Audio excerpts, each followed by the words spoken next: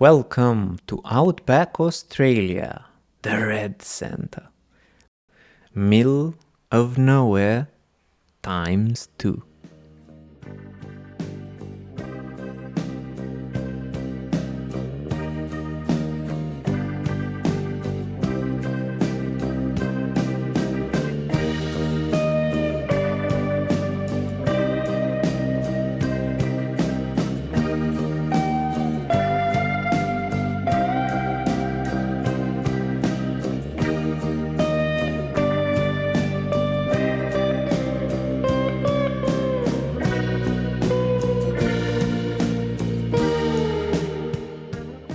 In this vast emptiness lies the town of Alice Springs. This is where I decided to take a 1,000-kilometer bikepacking holiday.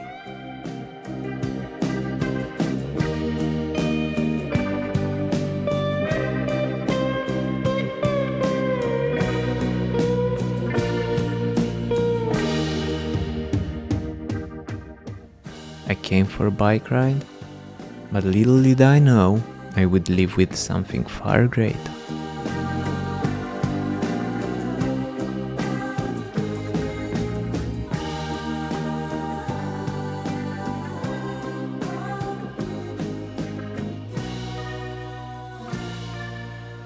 This land may look empty, but it isn't. For tens of thousands of years, people have called this place home. I don't know their stories yet, but I'm about to ride through them.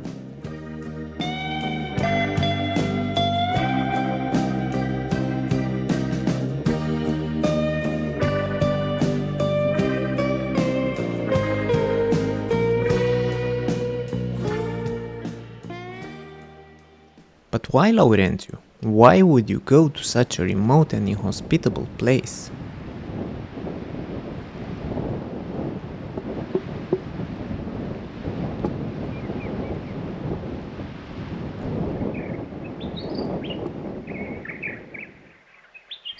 I wanted to experience the desert, the heat, the silence, the solitude.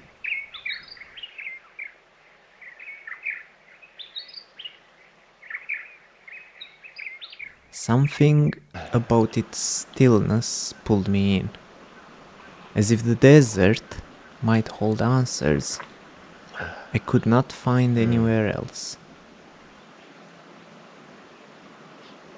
For a long time, I dreamed of bikepacking the Baja Peninsula in Mexico. 3,000 kilometers of pure adventure. But it demanded more courage and more time away from home than I could give.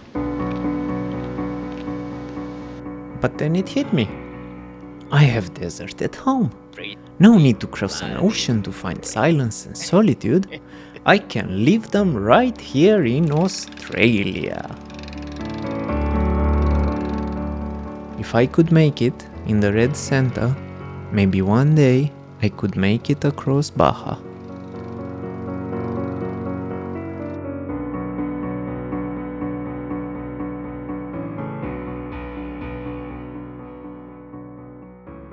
The Red Center also promised something greater. A chance to get closer to the world's oldest living culture and their story of creation. The dreaming.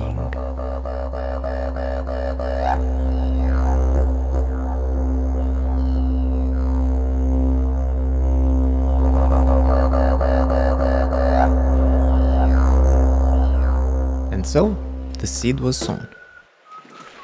It was daunting. I have never ridden anywhere this remote.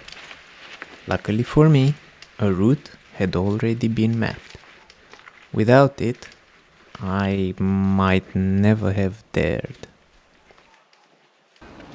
I built new wheels, shaved weight wherever I could, and still managed to fit everything inside the bag. A short flight later, and I was in the desert. Red sand, blue skies, desert flowers in bloom, lazy evenings in the hammock, and hundreds of kilometers of solitude. I was living my dream, life in the desert. The silence was complete. The stillness absolute. Not empty, but alive. As if this ancient land were waiting. As if there was something here for me to learn.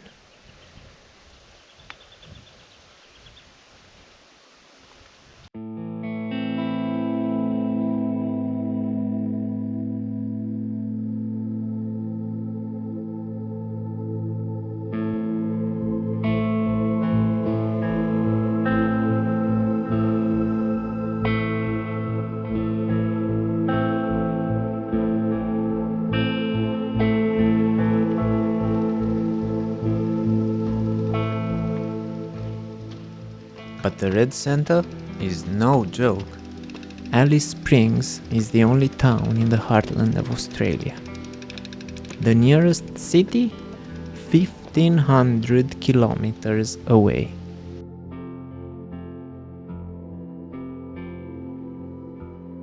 I had to carry food for 5 days and sometimes 9 liters of water. I've never ridden such a heavy bike.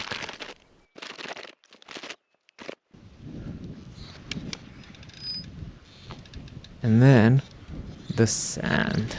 Endless, soft, dragging sand.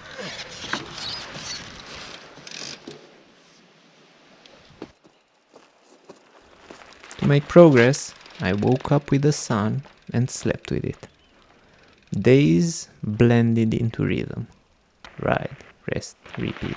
Ride, rest, repeat. Ride, rest, repeat. Ride, rest, repeat. I marveled at lands that looked more like Africa than the Australia I thought I knew. I saw ancient rock art, thousands of years old.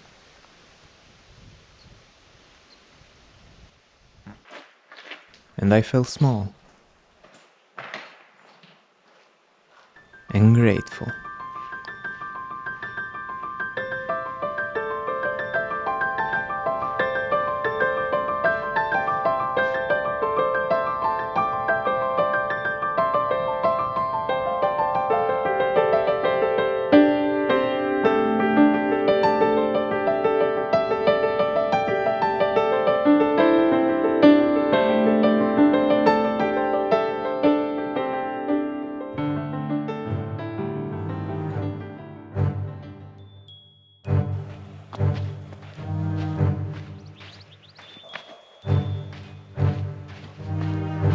But the question began to rattle my mind. As we gain more experience, do we chase greater challenges?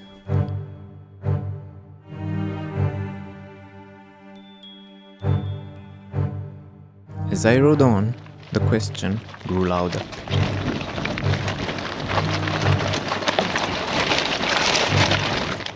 If I'm comfortable here, with food for 5 days, water for 2, and seeing fewer than 5 cars a day,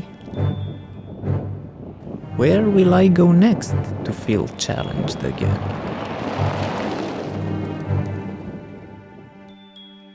The thought scared me.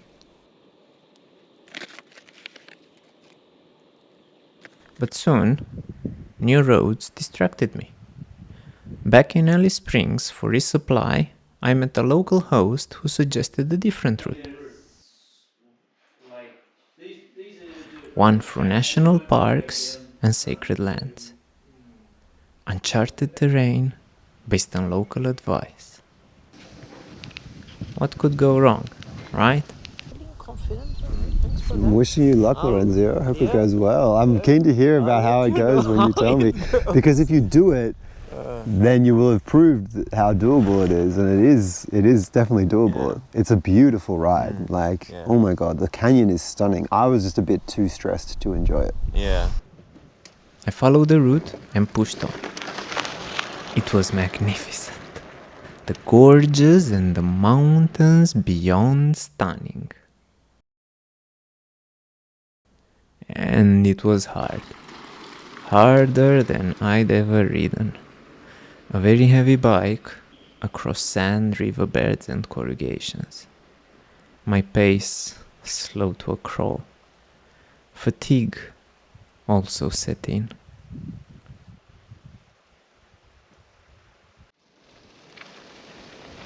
Yet something else emerged.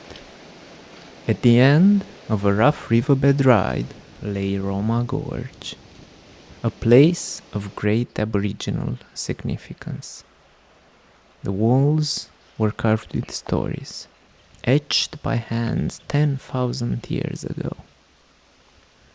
Standing there, I felt something change. A connection I could not explain. I didn't know it then, but that moment changed how I saw the land and the people who have cared for it since time began. The next day I reached Norala. A crater to some, but to the Western Aranda people it's a story of a baby fallen from the sky and its parents, the morning star and the evening star, looking for it for millennia.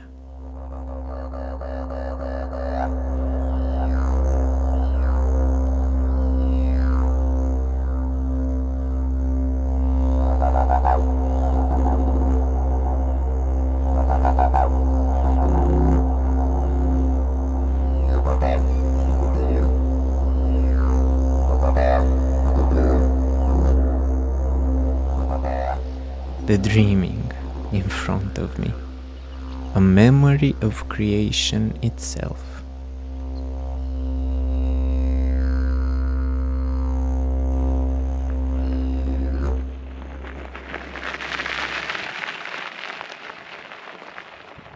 I've lived in Australia for 13 years, but here, for the first time, I felt close to its soul. The dreaming says people were placed on earth to take care of country, to protect it, not possess it. For tens of thousands of years that belief endured. Families looked after the land they were born to without yearning for the land of others. A whole continent at peace for tens of thousands of years. Squabbles and disagreements? Yes, but no wars of conquest. The simplicity of that idea humbled me. It felt timeless, and yet so relevant today. I grew up in Eastern Europe. There, borders changed every few generations. Armies came and went, leaving new flags and new scars. But out here, hardly anything changed, not even the stories.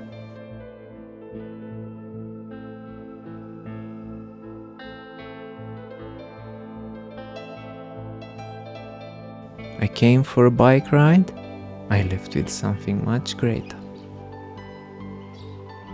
The bicycle was the medium that made all of this possible.